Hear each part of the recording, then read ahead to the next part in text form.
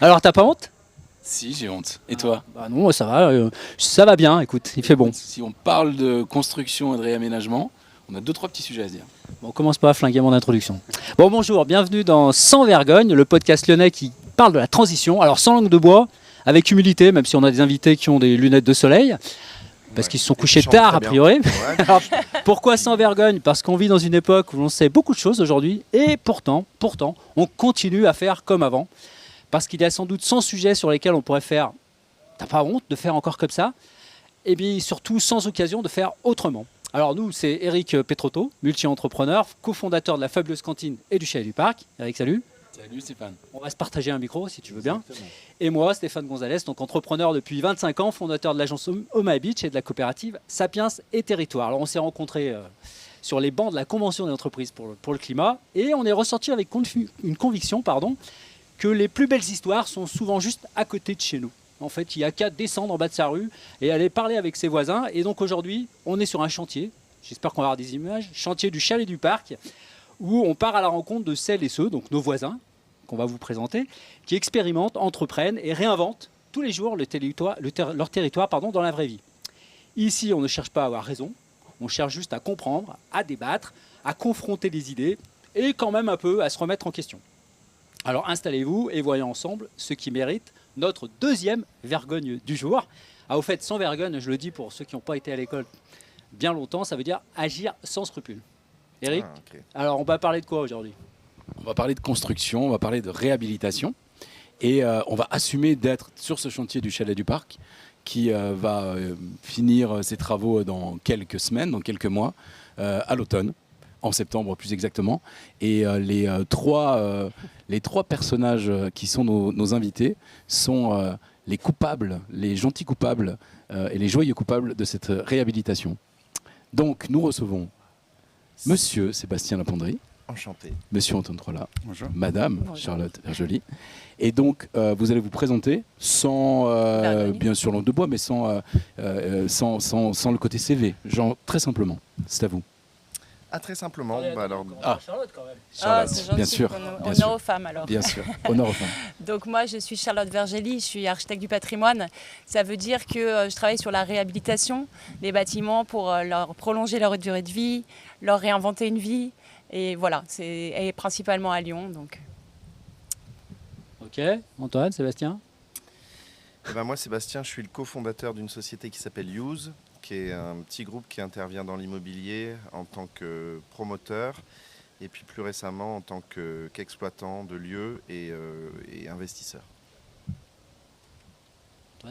Antoine Trolla, architecte, Looking for Architecture. On est une agence de 10 personnes. On travaille sur des projets variés de construction, mais essentiellement de réhabilitation, sur des projets souvent avec des programmes hybrides, c'est-à-dire qui mélangent plusieurs complexités, où on essaye de s'investir tant sur la programmation que sur la construction, dans des bâtiments qui essayent d'être de plus en plus vertueux. Alors on rentre tout de suite dans le sujet. La première question un petit peu osée. Quand on parle de construction, franchement, pourquoi j'ai honte, pourquoi j'ai pas honte? Charlotte? Pourquoi j'ai pas honte d'abord? Non, j'ai pas honte parce que vraiment le focus c'est réhabiliter les bâtiments. La démolition n'est pas un préalable au projet et du coup c'est vraiment un travail très engagé en fait, de se dire que le principal et surtout sur le patrimoine 20e, et je pense qu'on va y venir, c'est de pouvoir faire avec l'existant. Et donc la honte, je pense, c'est démolir sans comprendre avant, sans préalable, et voilà, et c'est ce sur quoi je lutte, et voilà, sans vergogne. Qui rebondit? Antoine, toi. Alors, Tout pas honte. Alors sans honte de faire continuer à vivre des objets du patrimoine, mais pas que, de les transformer, de les adapter, de retrouver des techniques aussi, d'aller chercher des matériaux, de travailler avec des artisans, avec des équipes de maîtrise d'œuvre, ingénieurs et autres. Parce que ça nécessite de l'énergie. L'architecture est un sport de combat, comme dirait l'autre, et du coup, j'ai pas honte d'être au combat. Honte de peut-être une forme d'oubli de ce que c'était le bon sens, la capacité de faire avec, justement, comme le disait Charlotte, et d'avoir trop souvent méprisé l'artisan, les gens qui vivent dedans au profit d'autres intérêts et qui ont construit des périphéries de villes, des villes et des logements qui subissent, comme dans des périodes comme actuellement. Là, je pense qu'il y a beaucoup de gens qui ont subi à cause d'architecture qui n'ont pas été respectueuses. Donc ça, c'est un peu plus honteux, parfois difficile à expliquer ou à argumenter ou à comprendre.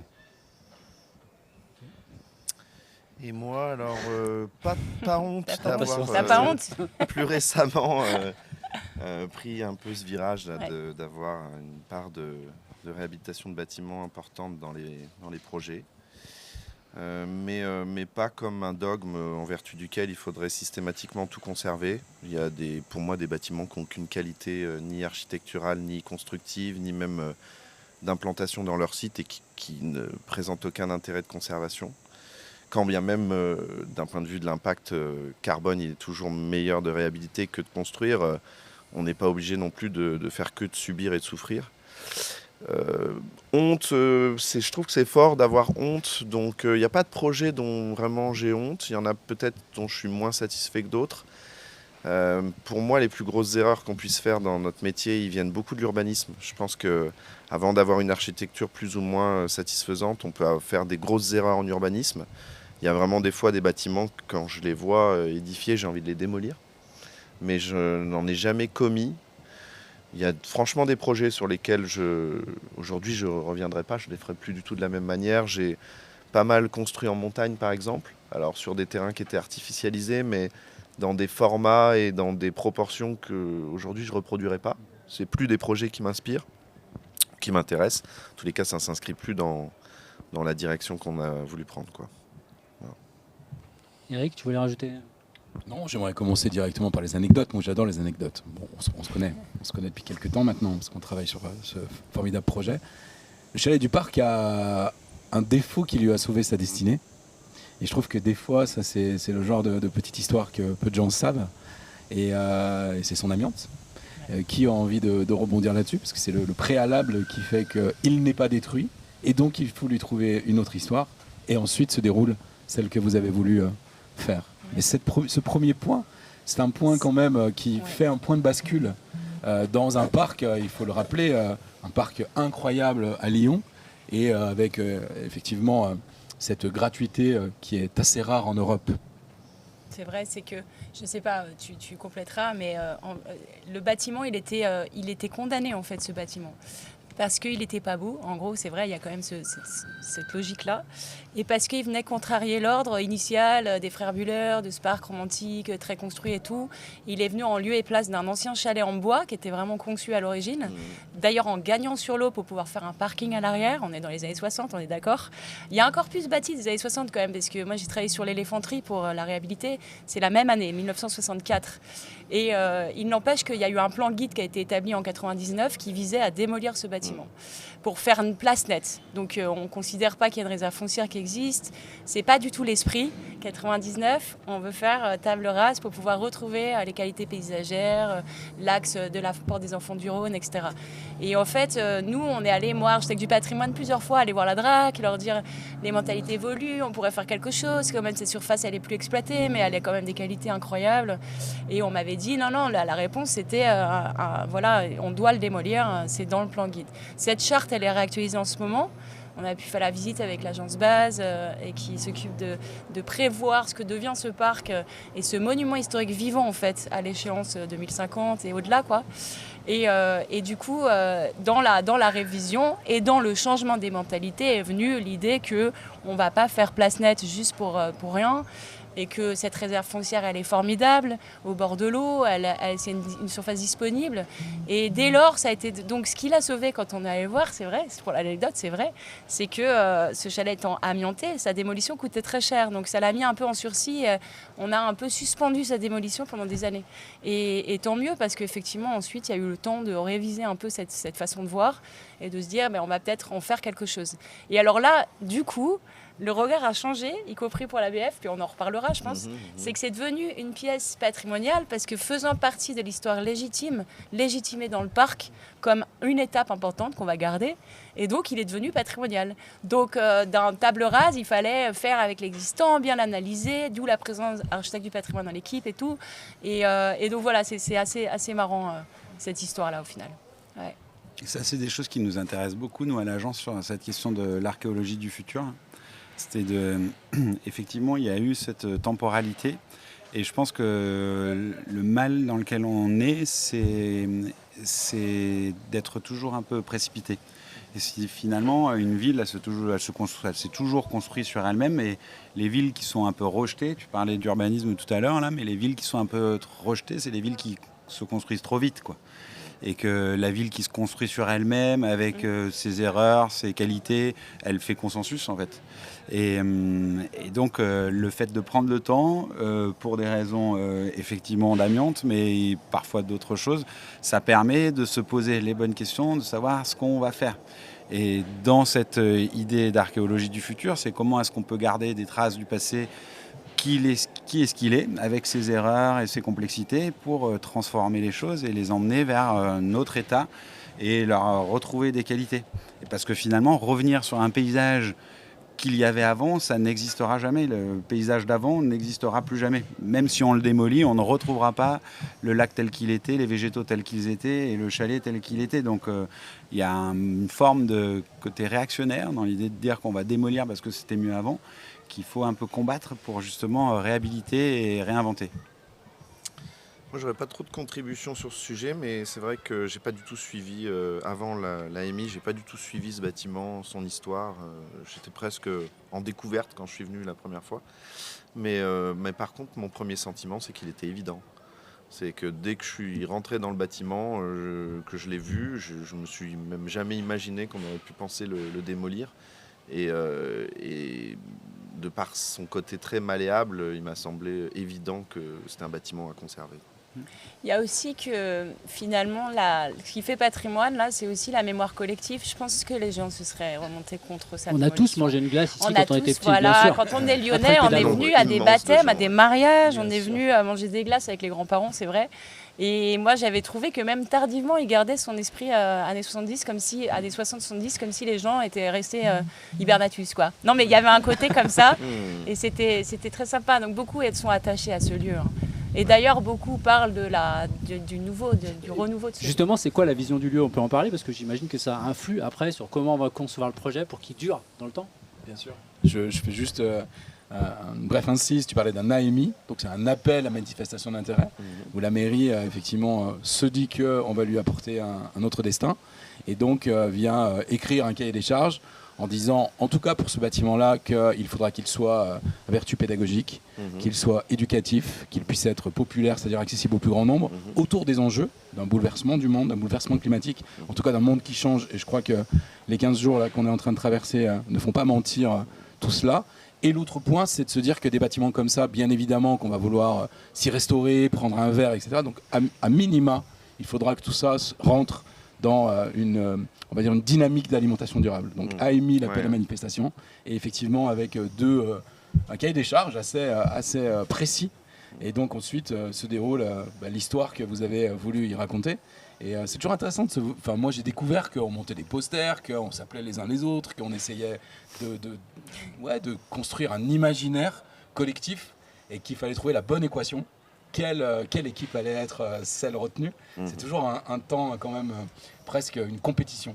Mais du coup on veut bien un éclairage effectivement sur tout ça, c'est-à-dire on s'accapare de cet AMI, il y a un poster à constituer, pourquoi on appelle les uns les autres, c'est quoi? C'est juste des potes, juste une intuition, juste pourquoi on pense à telle personne à tel moment, et puis ensuite comment s'épaississent les choses pour arriver jusqu'à aujourd'hui.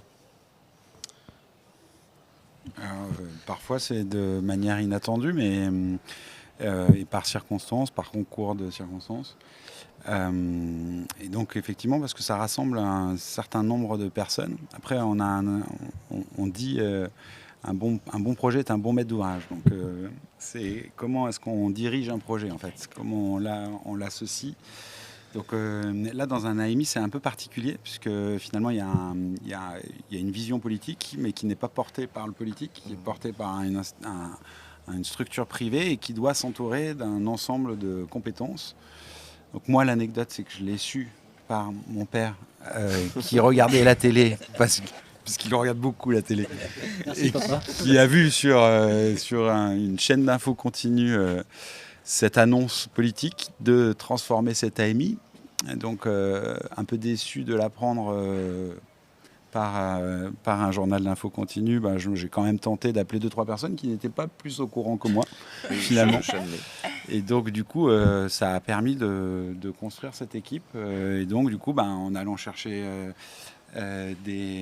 Charlotte Des amis, avec ses des copains compétences, d'école. parce qu'on a partage des affinités, on partage des visions, on a été à l'école ensemble et ça construit un alumni, c'est ça, comme ça qu'on dit, les gens qui sont... C'est ça.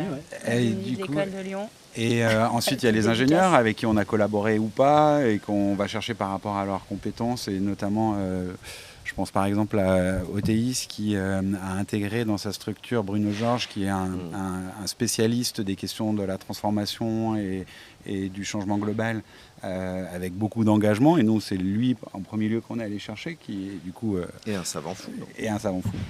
Ouais, c'était sympa. Eugénie, qui sont des partenaires avec qui on travaille régulièrement, avec qui on a appris à collaborer, parce que c'est plus simple quand on connaît quand on a des automatismes avec les gens. Et puis après, du coup, c'est ce qu'on disait tout à l'heure, c'est que nous, on aime s'investir dans la question de la programmation. Et donc, quand Use est allé chercher des preneurs et a construit une équipe constituée de ces preneurs, et donc du coup, l'utilisateur final, tout le jeu, c'est d'essayer de challenger ce preneur qui rajoute une couche de complexité, parce qu'on disait il y avait la ville, la vision, ensuite le porteur du projet, et puis ensuite celui qui va le vivre. Et donc de mettre d'accord tous ces gens sur une structure ou une programmation commune qui fasse sens dans ce grand paysage. Avec du coup cette idée qui a toujours été, comme tu le disais, dès qu'on rentre dans le bâtiment, on comprend que en fait le bâtiment n'a pas beaucoup d'intérêt sans son contexte. Donc du coup, ce qui fait le projet, c'est ce que Charlotte avait appelé dans le mémoire du concours les vues sur et les vues depuis. C'est ça qui est le projet, c'est les vues sur et les vues depuis. Une petite formule. Non, mais en fait, c'est vrai. Attends, sur cette façon de consulter et d'appel d'offres, là, AMI, ce que je trouve intéressant, justement, ce que tu dis, c'est qu'on soit tous ensemble autour de la table dès le départ. En fait, on n'hérite pas d'un programme sur lequel on travaille et qu'on va mettre au forceps dans un bâtiment souvent. Enfin, je ne veux pas incriminer les programmistes, mais on a toute la couche de justement la maîtrise d'œuvre, mais les exploitants, le modèle économique qui est aussi du projet en fait. Et le programme, comme tu disais, et travailler tous ensemble dès le début en amont, c'est vraiment la clé pour moi de la réussite dans le patrimoine, dans l'existant, pour vraiment adapter parfaitement. Et puis voilà, donc voilà, c'est ça, c'était la force, je trouve, de ce projet-là. Et souvent, quand on est citoyen, par exemple les ABF, c'est un gros mot quand on est un citoyen. On dit oh là là, les ABF, on va rien pouvoir faire en fait. Donc là, l'idée, c'est d'intégrer le projet en amont pour qu'on travaille ensemble. Oui, il y a ça aussi par rapport. Oui, effectivement, le rapport à l'ABF, c'est très en amont pour pouvoir débloquer des situations. On n'est pas en confrontation, on est en partenariat en fait. C'est vraiment ça qu'il faut voir. Il n'y a pas de. Et puis c'est dans cet esprit-là d'échange que les choses fonctionnent. À la fois au sein de l'équipe et avec les partenaires extérieurs, ceux qui vont instruire, ceux qui vont être avec nous, on les voit comme ça. Les ABF, ils sont Qu'est-ce que ça veut dire ABF? C'est moi qui ai fait le gardien du coup. Architecte des bâtiments de France. Mais Charlotte l'expliquera encore mieux que moi du point de vue du titre et puis de la fonction. Mais je t'en prie. Non. Oui, alors on me demande souvent, parce que moi je me suis présentée comme architecte du patrimoine, donc on me demande, alors t'es ABF, architecte des bâtiments de France? Non, c'est pas tout à fait la même chose. On a la même formation, donc on fait l'école de Chaillot, qui est une école à Paris qui habilite et qui délivre un diplôme pour travailler sur les bâtiments, notamment inscrits, classés, anciens ou moins anciens. Voilà. Et ensuite, eux, ils passent un concours d'État qui vise à être fonctionnaires d'État et ils n'ont pas leur agence, ils ne font pas de maîtrise d'œuvre, ils ne font pas des projets, mais ils sont garants de la qualité des projets architecturaux sur tout ce qui leur passe par secteur. Ils sont attributaires d'un secteur et donc voilà. Alors nous, évidemment, moi j'ai des facilités de dialogue parce qu'on parle un peu la même langue, on est d'accord, mais de plus en plus d'architectes, c'est le cas d'LFA qui travaille aussi beaucoup dans l'existant, il y a une question un peu de méthodologie, c'est-à-dire effectivement de les voir en amont et aussi de faire un diagnostic, une analyse, de comprendre, de voir qu'on a bien relu l'histoire, on a compris les qualités. Une fois qu'on a partagé ces choses-là ensemble, c'est ça qu'il ne faut pas éluder comme travail. On est en mesure de même réinventer un lieu. Enfin, vraiment, il y a de l'inventivité, il y a de l'innovation. Il ne faut pas, évidemment, opposer patrimoine et innovation. Au même titre que sur la transition écologique. D'ailleurs, je disais que l'adjoint au patrimoine portait le double titre aussi à la transition écologique. Donc c'est important de travailler dans cet esprit-là. Et puis en fait, il y a deux personnes qui font peur dans le projet, c'est l'ABF et le bureau de contrôle. Mais l'ABF, c'est le gardien du temps long. Et on parlait du temps tout à l'heure, qui est un élément essentiel dans l'architecture. C'est prendre son temps, le faire bien et faire pour longtemps. C'est la base d'un projet vertueux, quoi. Et finalement, l'architecte ABF ou une personne qui va être sensible à cette question du patrimoine, elle a cette vision du temps long. Ça ne veut pas dire qu'elle est enfermée sans innovation et sans permettre au bâtiment de se poursuivre. Et donc parfois, par contre, ils sont obligés d'être un peu dans des postures parce qu'ils sont confrontés à des gens qui n'en ont pas. C'est ça, qui sont sans vergogne. C'était donc la Minute ABF qui a été financée. Voilà, donc l'architecte de Bâtiments de France, si vous nous écoutez, vous n'êtes pas des empêcheurs de tourner en rond. Voilà, ça c'est dit. Maintenant, si on pouvait rentrer un peu plus dans la construction, parce qu'on parle d'un bâtiment vivant, donc ça veut dire, j'imagine que la construction, elle est durable, entre guillemets, donc elle est vertueuse. Donc c'est quoi la singularité de la construction de ce bâtiment, de sa reconstruction plutôt?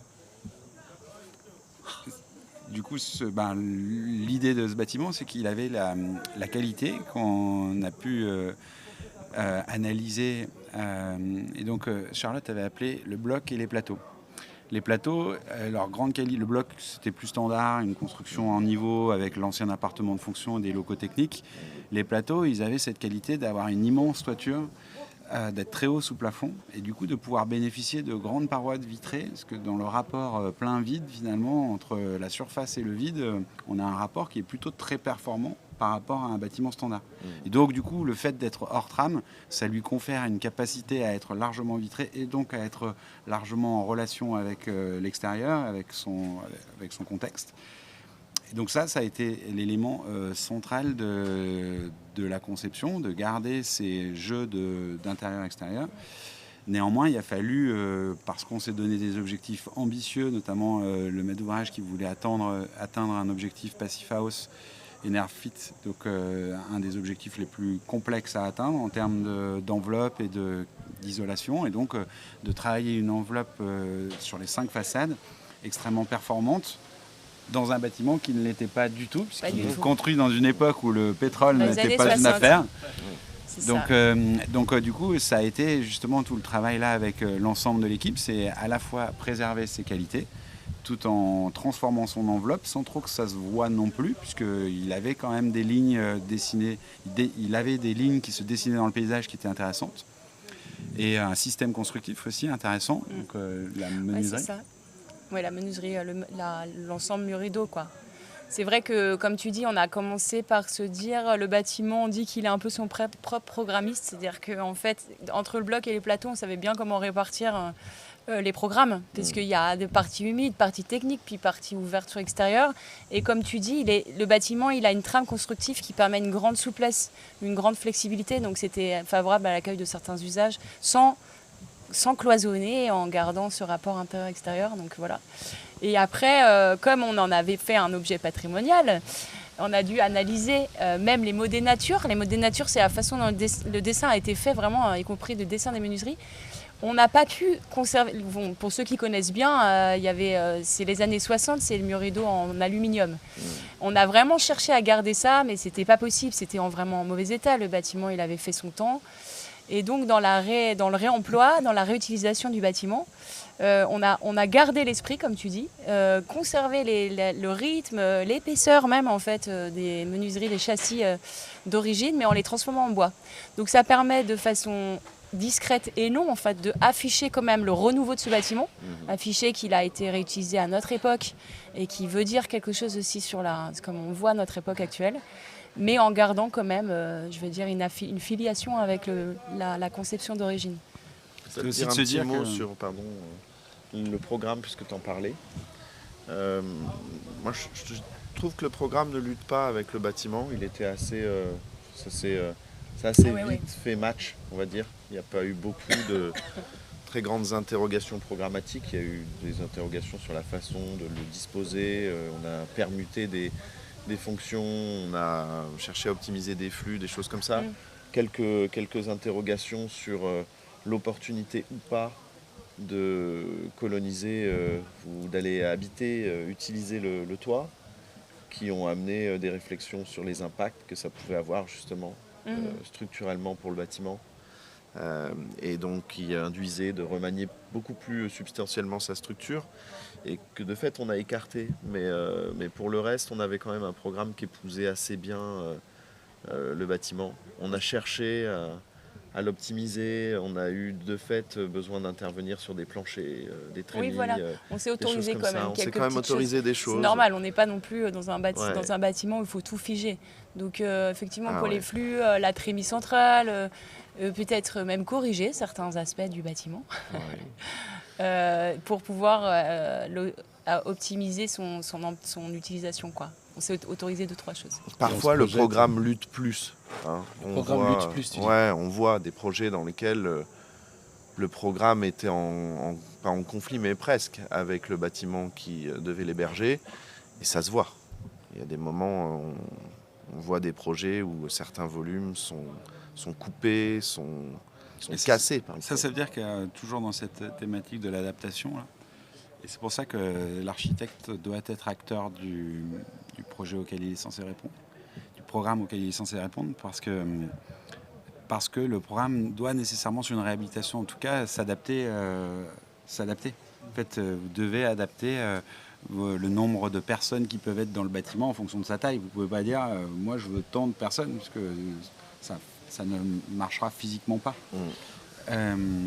Et donc ça c'est très intéressant justement de faire en sorte de trouver un programme et d'adapter le programme au bâtiment. Mais après parfois il y a des alchimies comme ça, comme en cuisine, M. Petrotto, qui se construisent naturellement. On va naturellement mettre les produits ensemble pour aller vers le bon produit. Et qui dit capacitaire induit effectivement le modèle économique qui doit aussi trouver son autre temps long. Quand on inscrit une réhabilitation comme celle-là, on l'inscrit sur un temps très long. Et donc il faut penser à demain, bien au-delà de notre propre vie, souvent. Et on a beaucoup parlé du bâtiment au sens structurel, jusqu'aux huisseries. Mais il a une peau quand même, ce bâtiment. Et donc il y avait des matériaux dedans, du travertin, du marbre, tout un tas de matériaux où effectivement, pareil, des approches assez résilientes ont été choisies. Oui, exact. Mais j'aimerais bien avoir aussi des explications de texte sur qu'est-ce qu'on fait avec cet existant, parce que c'est aussi du design, tout ça, c'est de l'art. C'est-à-dire, est-ce qu'on recompose avec, est-ce qu'on doit être inventif pour qu'on puisse se projeter avec élégance, avec les matériaux qui l'habillent, ou alors est-ce qu'il faut faire table rase comme pour sa façade, pour le remplacer par du bois.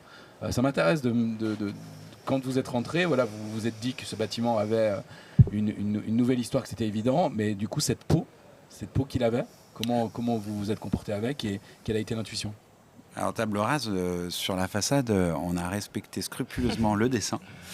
On s'est juste dit qu'à partir du moment où on ne pouvait pas garder cet aluminium trop fin, amianté et trop fragile, qu'est-ce qu'il aurait fait? Moi, je pense que l'architecte de l'époque aujourd'hui aurait mis du bois. Binôme. Et du coup, t'as vu la nuance, Stéphane? Un petit binôme. Tu veux dire? Et du coup, ils auraient fait ça. Non. Et du coup, sur la peau du bâtiment, donc parce que la peau, l'enveloppe de la façade fait partie de la peau quand même, mais effectivement, le bâtiment, il est il est caractérisé par ses plafonds, ses planchers, ses murs. Et en l'occurrence, ici, il était fabriqué avec énormément de matériaux de très grande qualité qu'on ne peut plus retrouver vraiment dans les projets, en tout cas des projets standards, parce qu'on parle de marbre de Saint-Laurent, marbre vert des Alpes, pierre de Bourgogne et du bois d'essence exotique mais de grande qualité. Et donc on a essayé de récupérer presque tout. Et ce qu'on n'a pas pu récupérer, on va le transformer. Du coup, on va par exemple le concasser pour refaire un sol coulé qui va utiliser les morceaux de marbre de Saint-Laurent qu'on n'a pas réussi à garder entiers et qui sont cassés en petits morceaux. On va réutiliser les plaintes, on va réutiliser les mains courantes pour les remonter. Par contre, ça nécessite, et là encore, en fait, ça crée des ambiguïtés ou des complexités, parce que c'est plus complexe que d'appeler son centrale d'achat en disant vas-y, livre-moi des mains courantes. C'est plus complexe aussi parce qu'on n'a plus les outils ou on n'a plus les gars qui savent faire de venir retravailler le bois et tout ça. L'autre jour, j'étais sur un chantier avec un artisan en Bourgogne qui me disait si vous abattez ce sapin, vous me le donnez, comme ça moi je pourrais faire les planches, parce qu'à l'atelier j'ai une machine pour faire les planches, c'est-à-dire il part du tronc et il fait la planche qu'il peut poser sur le chantier.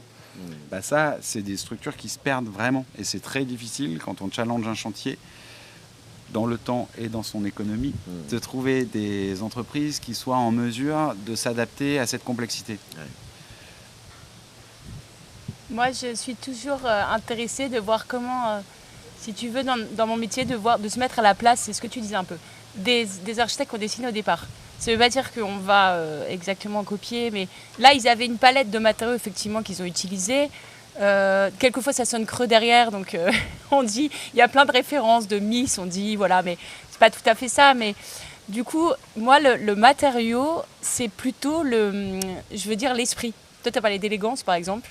Et là, l'idée, c'est quel esprit était à l'intérieur. C'est pas forcément par la matière. C'est vraiment une sorte de psychologie du bâti. Plus que parce qu'on s'assimile beaucoup à des médecins, on pose un diagnostic et après on fait des mesures d'urgence. Mais aussi, on est un peu psychologue des lieux. Et donc, c'est se dire... Et là, c'est plus la confrontation de l'usage futur et par rapport à ce qu'il avait avant. Et puis savoir si on est bien dans l'esprit, en fait. Ça s'inscrit toujours dans cette question d'archéologie du futur, parce que les gens, les gens, quand je dis les gens, je m'intègre dedans, on a tous besoin de se projeter vers l'avenir avec des éléments du passé. C'est-à-dire qu'on a besoin de se raccrocher à des éléments du passé pour se projeter vers un avenir plus serein, plus sereinement en tout cas. Parce que sinon on dit c'était mieux avant. Si on oublie toute trace du passé pour faire un truc nouveau, à un moment donné on dira c'était mieux avant. Et donc du coup pour pas générer ça, effectivement il faut toujours intégrer le génie du lieu, quoi. Et en allant chercher en retrouvant ces matériaux partout, en conservant les sols, en réinterprétant les sols, en démontant des éléments en marbre pour les remettre ailleurs et tout ça. Maintenant il y a un truc à la mode qui se dit réemploi, mais je veux dire les anciens, le château fort a servi à construire des villages, et le château fort n'avait aucun impact sur son environnement futur. Enfin, il avait même la ruine du château fort nous semble belle, et il a permis à construire le village d'à côté.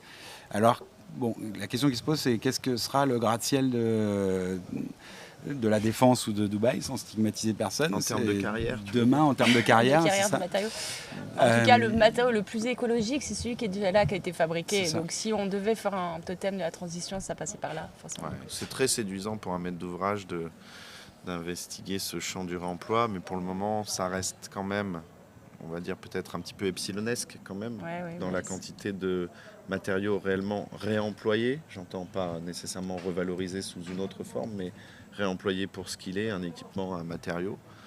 Il reste tout à faire. Il reste beaucoup de choses à faire, et les gisements sont encore limités. Dès lors qu'un projet induit ou implique une série importante, un volume de matériaux important à réemployer, on a encore beaucoup de mal à satisfaire et à trouver les dits gisements de réemploi. Là, sur le site, c'est la totalité des sols, C'est la sauf les totalité des sanitaires. Sébastien, moi j'ai une question sur la promotion immobilière. C'est-à-dire, est-ce que sur les projets tels qui sont décrits, il faut être un promoteur de nouvelle génération? Et je vais aller un peu plus loin dans ma question. Parce que je ne m'arrête pas au fait de dire la façon dont on va le réhabiliter et qu'on construise une équipe. Parce que ça, je pense qu'au final, vous êtes innovant, mais le curseur est poussé plus loin en choisissant des acteurs comme nous, qui vont s'occuper de la restauration, mais qui sont encore en train de dessiner leur chemin économique.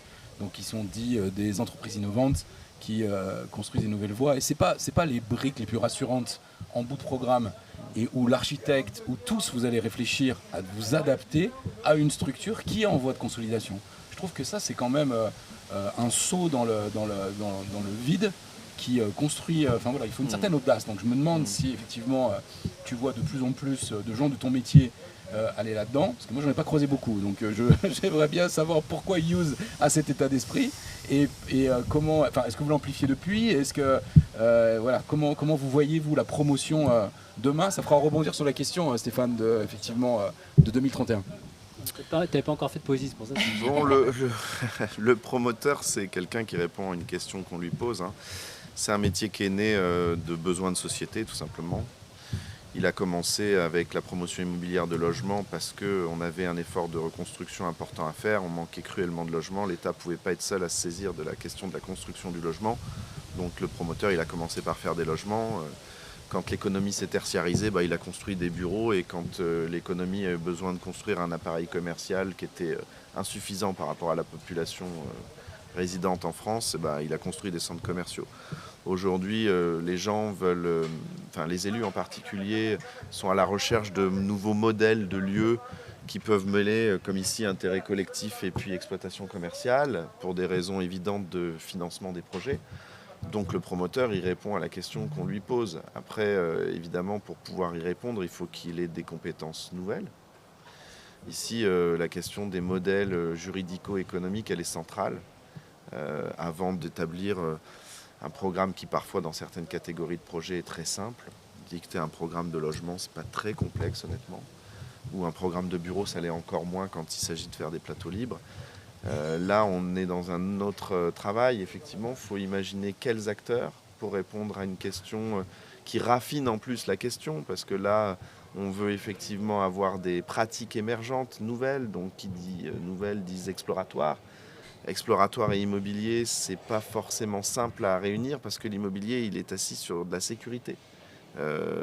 L'investisseur immobilier, il a une aversion au risque.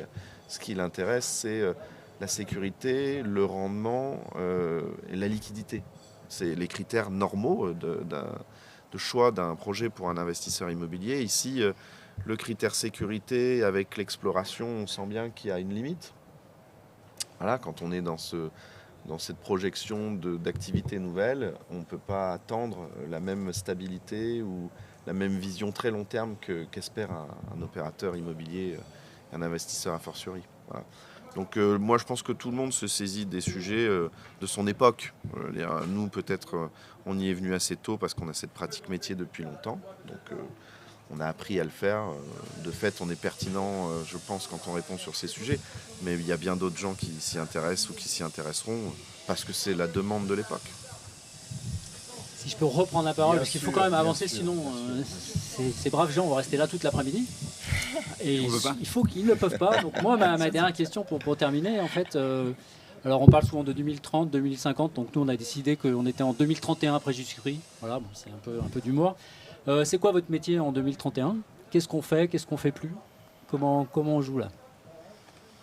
À mon avis, me concernant, je pense qu'on ne se posera plus la question est-ce qu'on démolit ou pas. À mon avis, on se posera la question qu'est-ce qu'on fait de ce bâtiment, quoi. Donc j'espère, en fait. C'est un peu ça que je vois. Donc l'idée, c'est ça, c'est d'apprendre à réutiliser et ce sera la question posée. Voilà, le glissement de questions, pour moi. Oui, alors dans la question du temps, 2031, pour un architecte, c'est pas très long. Oui, c'est vrai que 2031, vrai, j'avoue que j'ai pas raisonné. J'étais en 2051 là. Non, 2031, vrai que je sais, t'as raison, c'est pas si j'ai lointain que déjà ça. des C'est projets vrai. à échéance 2031. On a des projets à des chances tout va bien, C'est 2031. vrai en c'est plus.